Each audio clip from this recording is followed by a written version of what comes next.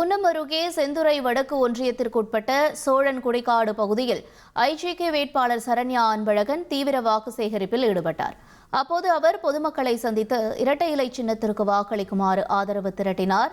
மேலும் கடந்த 5 ஆண்டுகளாக சோழன்குடிக்காடு பகுதியில் மயானம் மற்றும் அதற்கு செல்லும் சாலை பராமரிப்பு இல்லாமல் இருப்பதாக கூறிய அவர் தாம் வெற்றி பெற்றால் அந்த பிரச்சினைக்கு முன்னுரிமையாக தீர்வு காண்பேன் என்று உறுதியளித்தார்.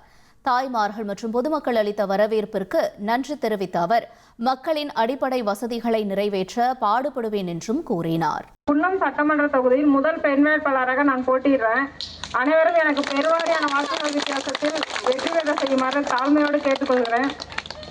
சோழன்குடிக்காட்டில் உள்ள சுடுகாடு 5 ஆண்டுகளாக பராமரிக்கப்படலன்னு சொல்லி இவங்கெல்லாம் சொன்னாங்க. கண்டிப்பா நான் வெற்றி பெற்று இரு சமூகத்திற்கும் கண்டிப்பா நான் வெற்றி பெற்று வந்ததையும் மயான சாலைக்கு ரோடு அமைச்சு போட்டு தருவேன். ட்ரெண்ட ஃப்ரெண்ட் ஆக்கிக்கோங்க. தந்தி டிவியின் சப்ஸ்கிரைபர்ஸ் அண்ட் ஃபாலோவர்ஸ் குடும்பத்துல நீங்களும் இணையுங்க.